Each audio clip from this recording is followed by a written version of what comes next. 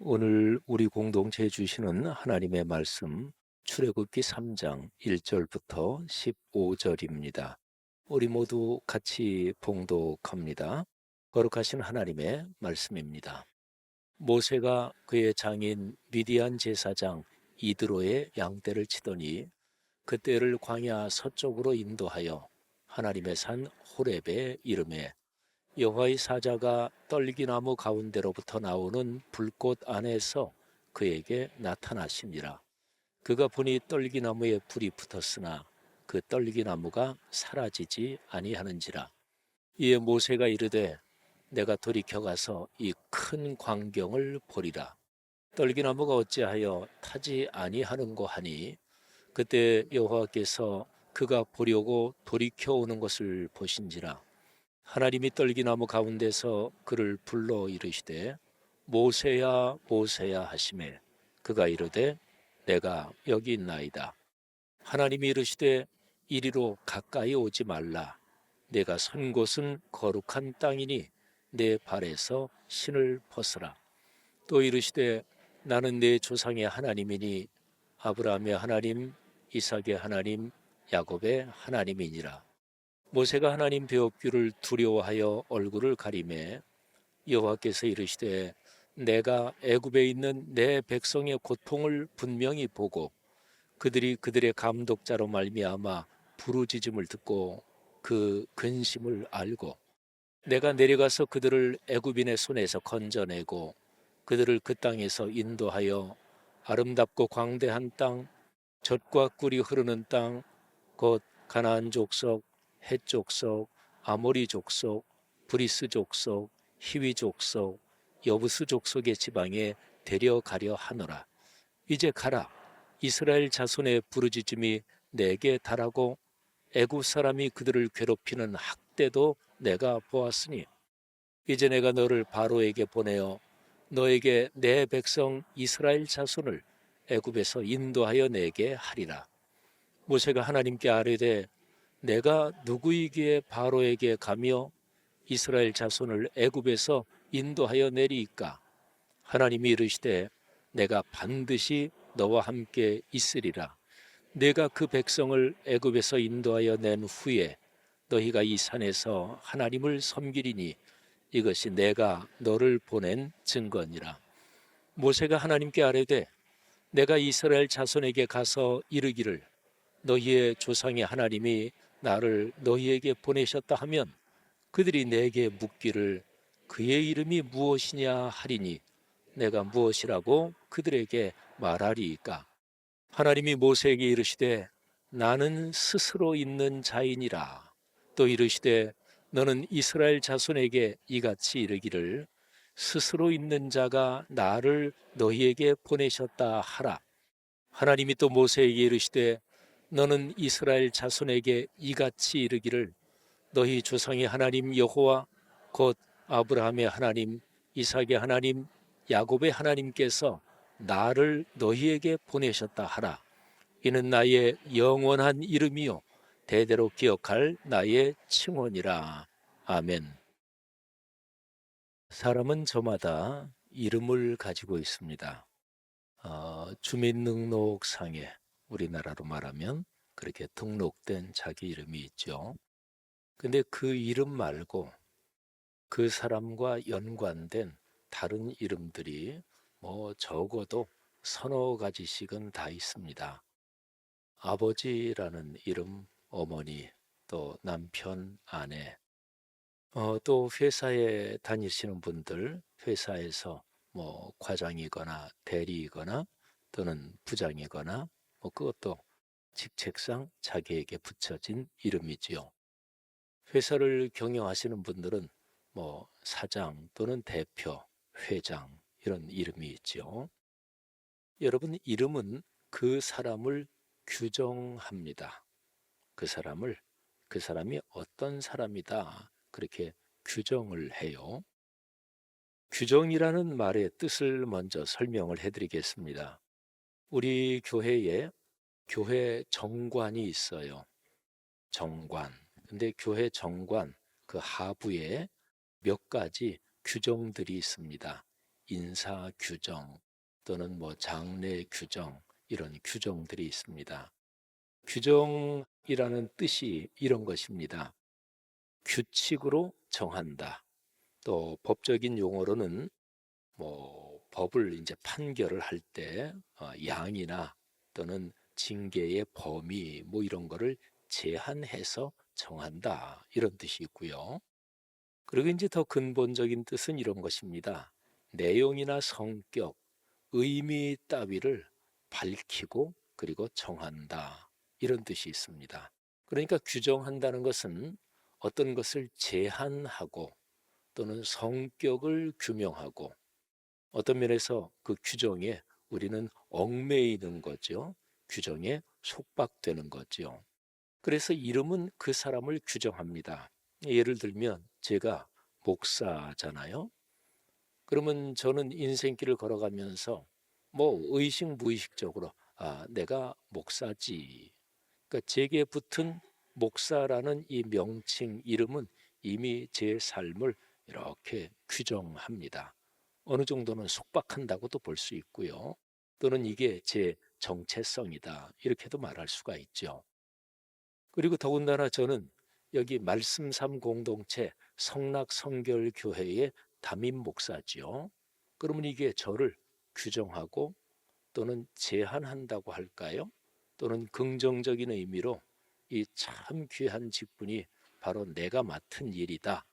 그리고 제게 그런 자의식을 주는 거죠. 하여튼 이런 식입니다. 근데 사람뿐만 아니라 물건 뭐 이런 것도 마찬가지예요.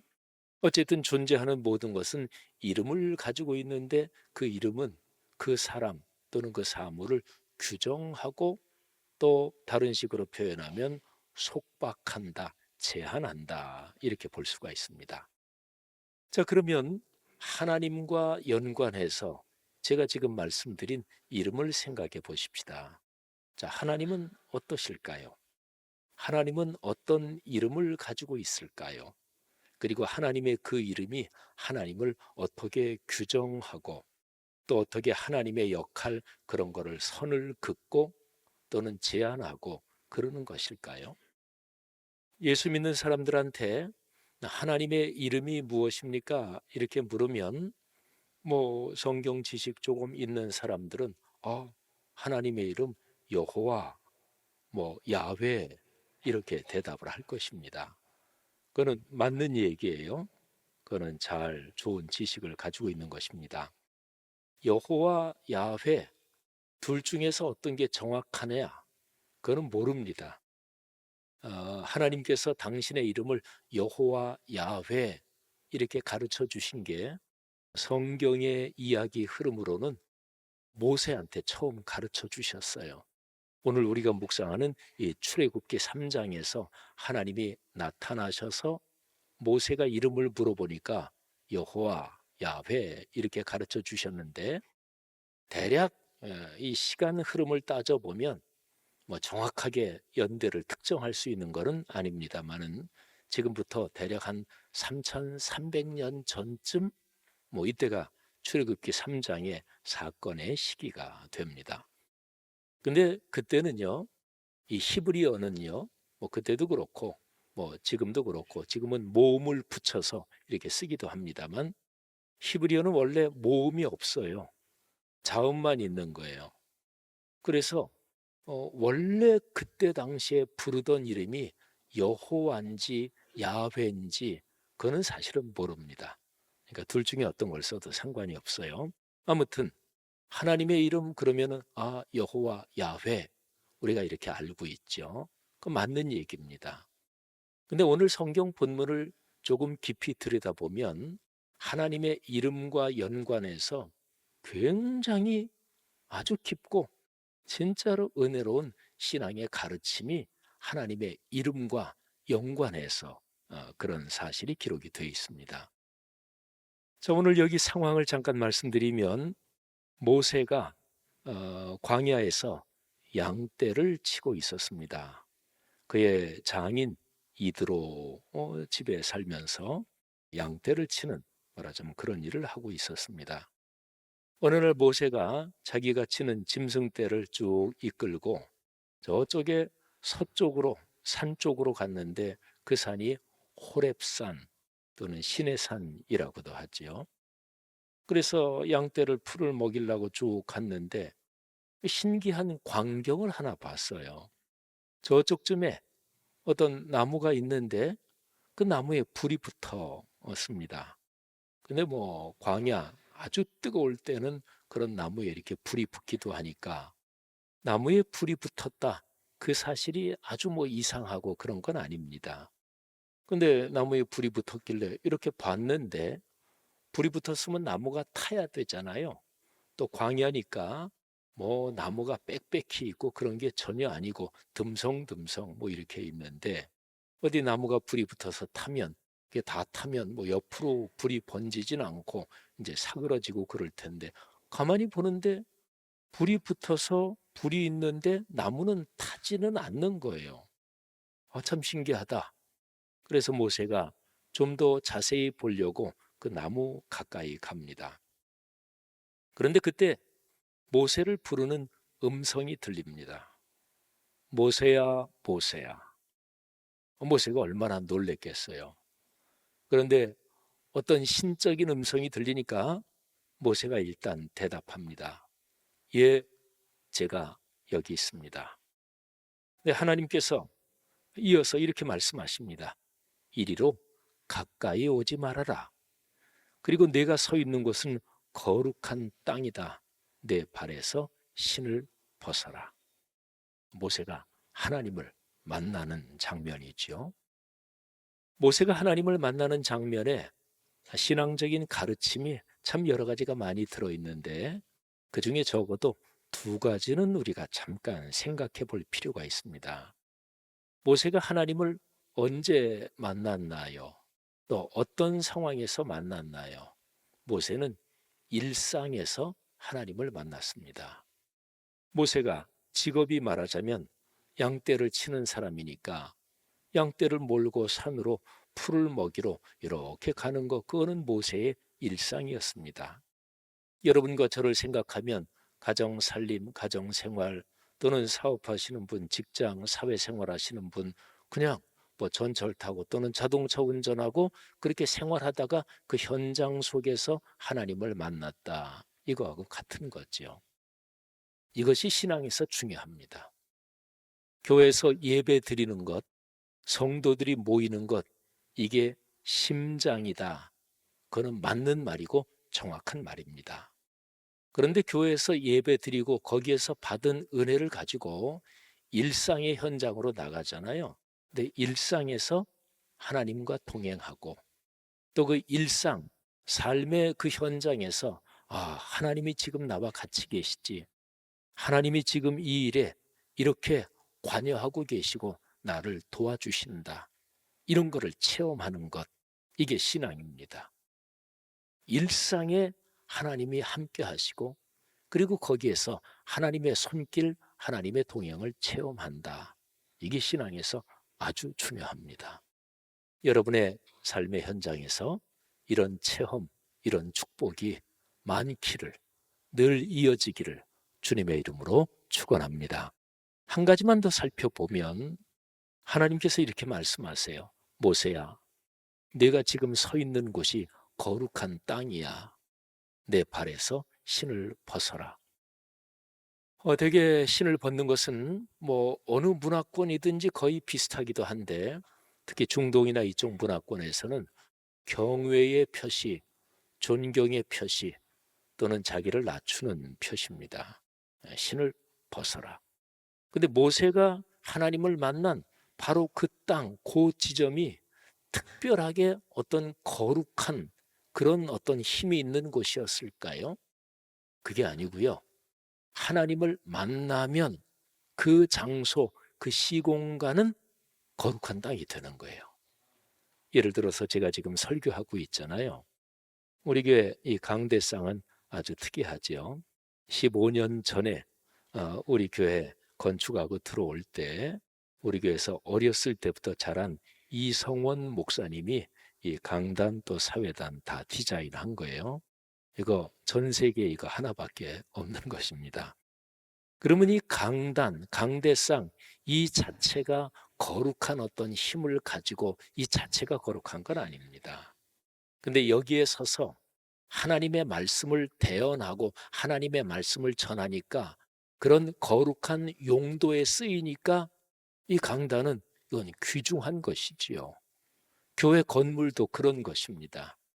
그러니까 거룩하다 할 때는 그 물건, 물상 자체가 거룩한 게 아니에요.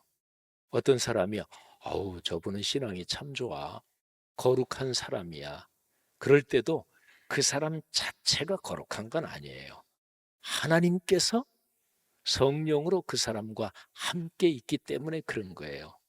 우리가 삶의 여정을 걸어가면서 하나님의 은혜를 체험하고 또 하나님의 손길이 역사하는 것을 경험하는 때가 있어요. 그런데 그 하나님의 역사하시는 그 체험을 하는 그 장소 또는 그 시간, 그 상황은 우리에게 소중한 신앙의 자산이 되는 거지요. 성도 여러분, 이런 신앙의 자산이 여러분의 삶에 넉넉하시기를 주의 이름으로 축복합니다. 자, 그렇게 모세가 하나님을 만났어요. 그러면서 하나님이 모세에게 이렇게 얘기합니다. 모세야, 내가 너를 애굽에서 고통받고 있는 내 백성에게 보낸다. 애굽에서 살고 있는 내 백성들이 고통스럽게 살고 있는 걸 내가 보고 있다. 그리고 그들이 고통 속에서 부르짖는 그 부르짖음 또는 기도를 내가 듣고 있다. 모세야, 너 가서 내 백성을 이 애굽에서 이끌어내라. 그런데 모세가 주저하지요. 하나님, 제가 무슨 뭐 그런 일을 할 자격, 능력 그런 게 있는 것도 아니고 제가 누구라고 애굽의 그 절대 통치자, 신적인 존재인 바로 앞에 제가 가겠습니까? 또 이스라엘 백성들에게 가겠습니까? 그러면서 모세가 주저하고 뒤로 뺍니다.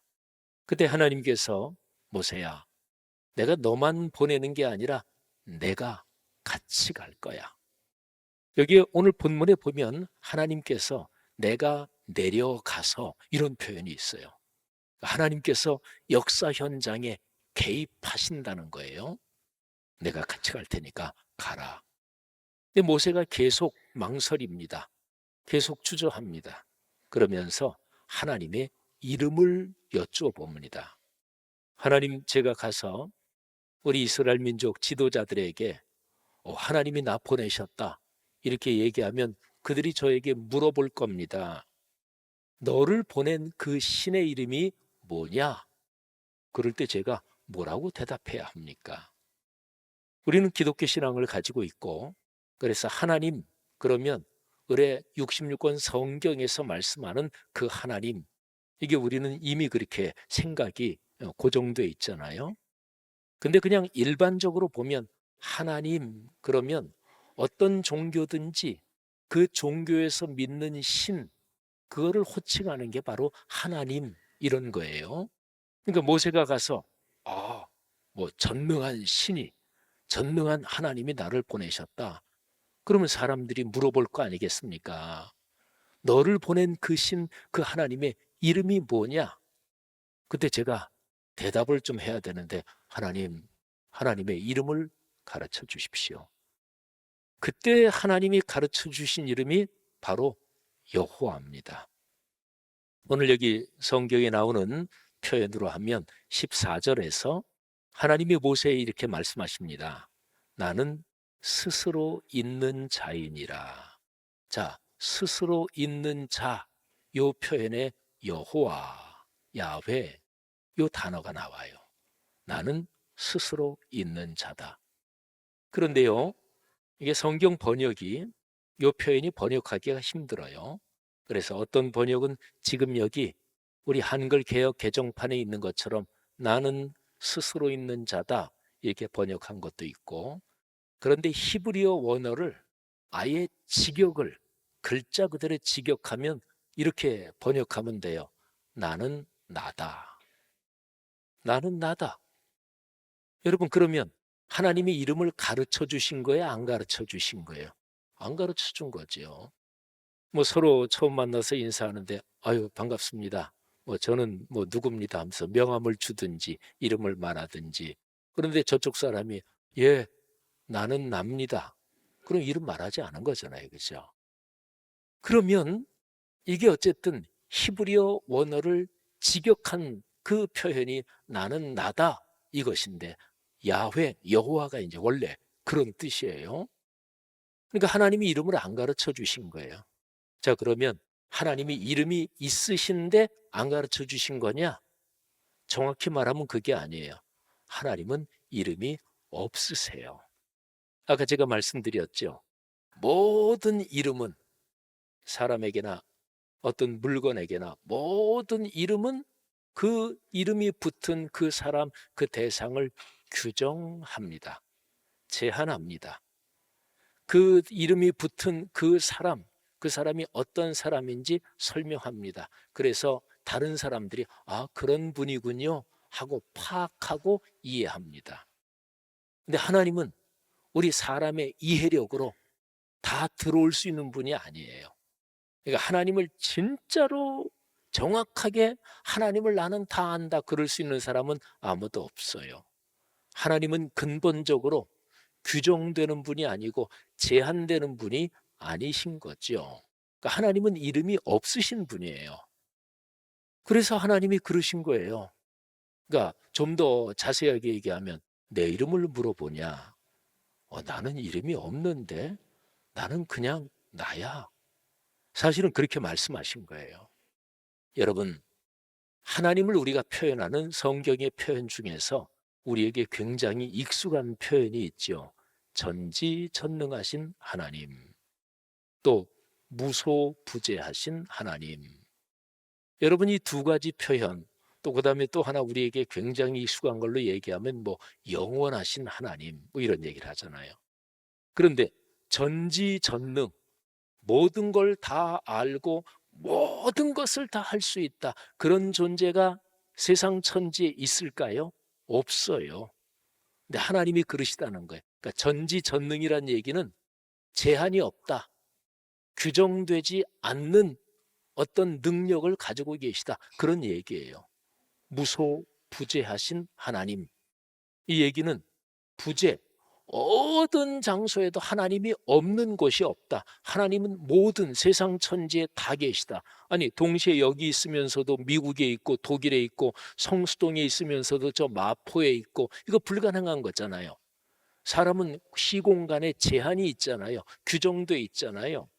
여기에 있는 것은 우리는 지금 예배 드리기 위해서 성수동 한가운데 있는 성락성결교회 대예배실에 있다. 이렇게 이미 규정되어 있는 거잖아요. 근데 하나님은 거기에 얽매이지 않으신다. 어디에나 다 계신다. 영원하다는 것도 마찬가지예요. 시간의 흐름에서 자유로울 수 있는 사람이 있을까요? 그런 존재가 있을까요? 아무것도 없어요. 존재하는 모든 것은 시간의 흐름 그 안에 묶여 있어요. 규정돼 있어요. 근데 하나님은 영원하신 하나님. 그러니까 묶여 있지 않다. 이런 얘기예요. 그러니까 성경에서 하나님을 표현하는 가장 익숙한 표현 전지전능하시다, 무소부재하시다, 영원하시다. 그 자체가 바로 그런 얘기예요. 하나님은 어디에도 매이지 않으시는 하나님에게는 이름이 없다. 그런 거죠.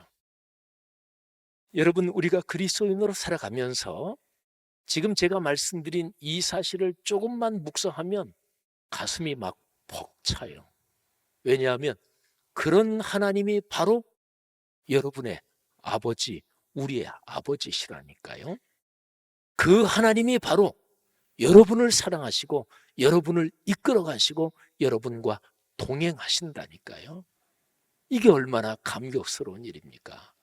이름이 없으신 하나님. 어떤 것에도 규정되지 않고 어떤 것에도 제한이 없고 묶이지 않으시는 절대자 하나님이 바로 여러분과 저의 아버지고 우리와 동행하시며 우리를 축복하시는 거예요. 할렐루야.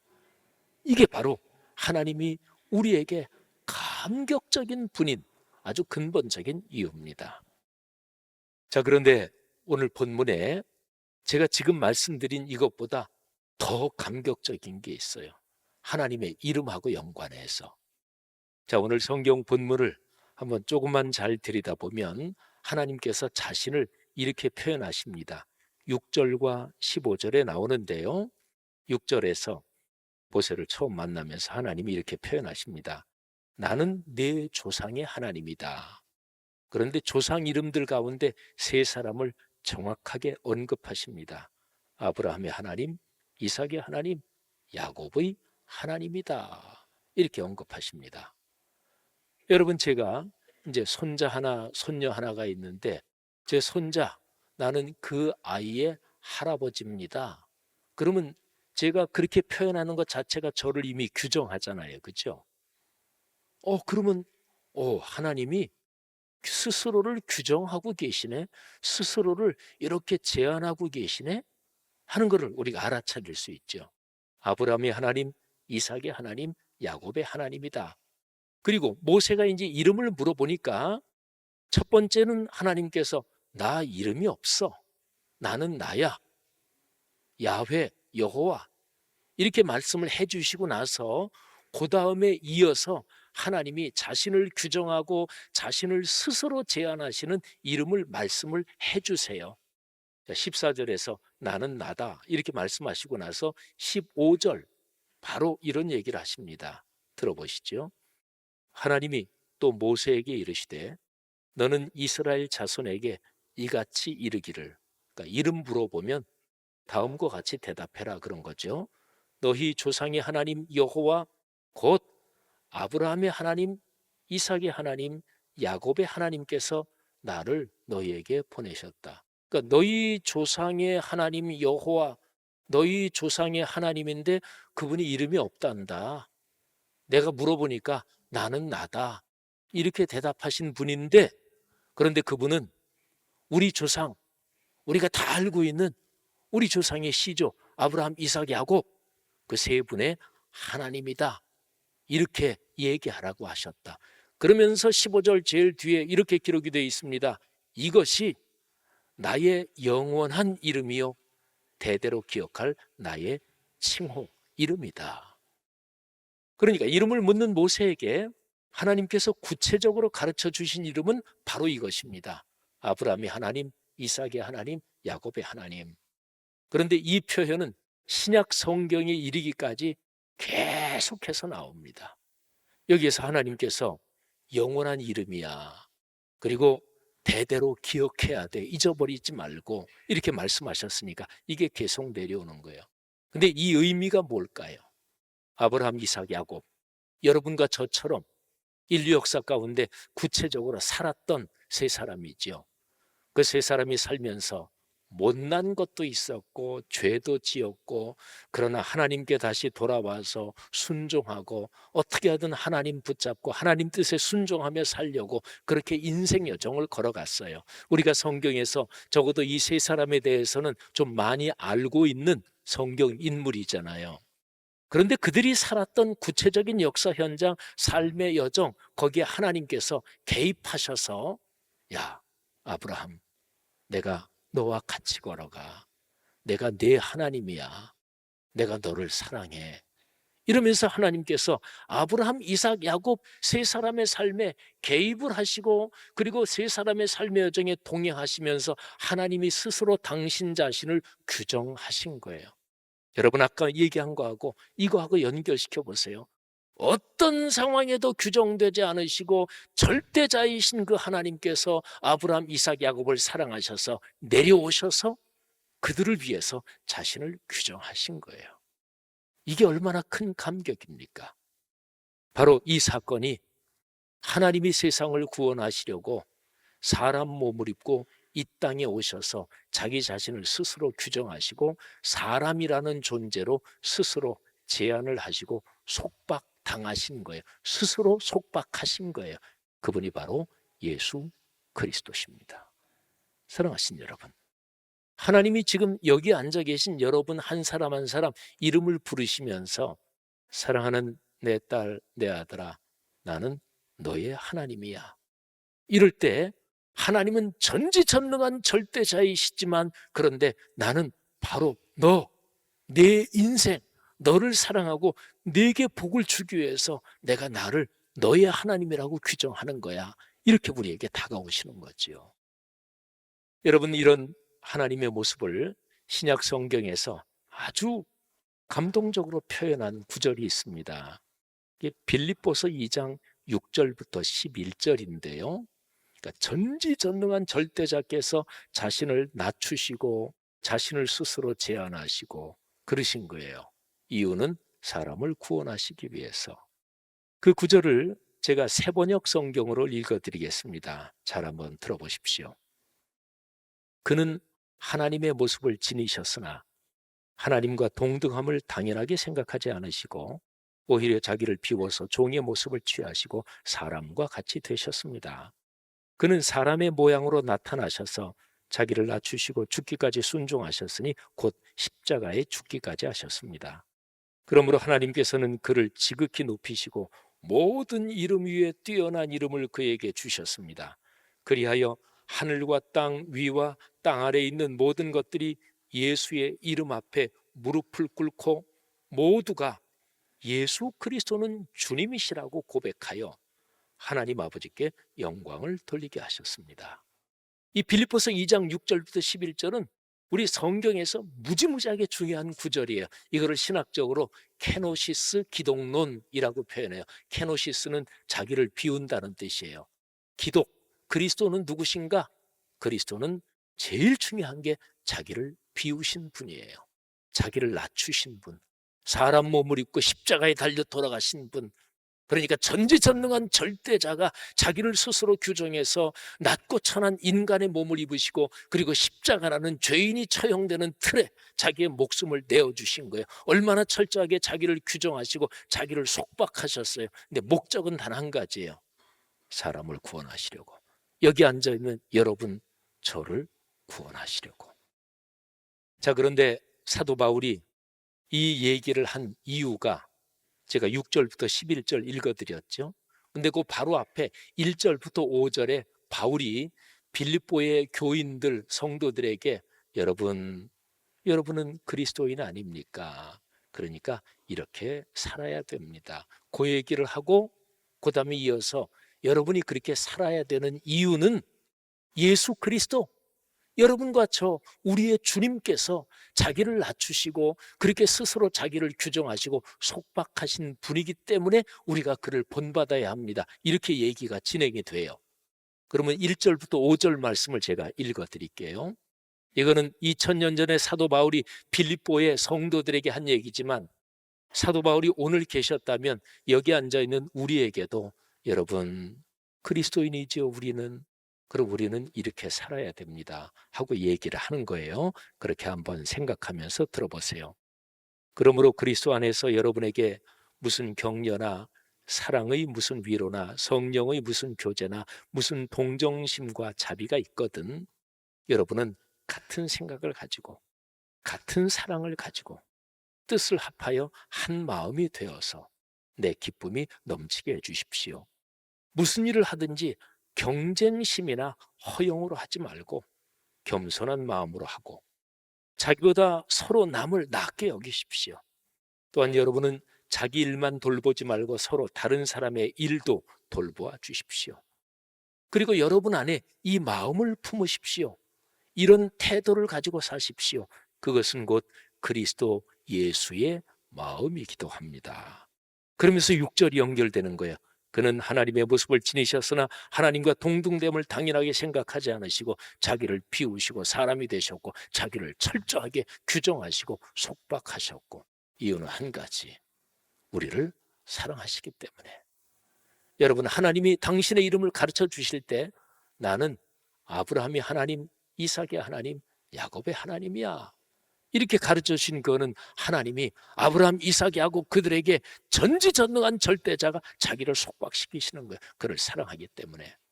하나님께서 여러분과 저 우리를 사랑하십니다. 그래서 우리에게 스스로를 속박하시는 거예요. 나는 내 하나님이야. 이게 그것입니다. 아까 하나님께서 모세에게 당신의 이름을 아브라함이 하나님, 이삭의 하나님, 야곱의 하나님 이렇게 가르쳐 주시면서 뒤에 이렇게 얘기하시죠. 이게 나의 영원한 이름이야. 대대로 꼭 기억해라. 하나님께서 오늘 여기에 우리 성락성결교회 성도들에게도 말씀하시는 거예요.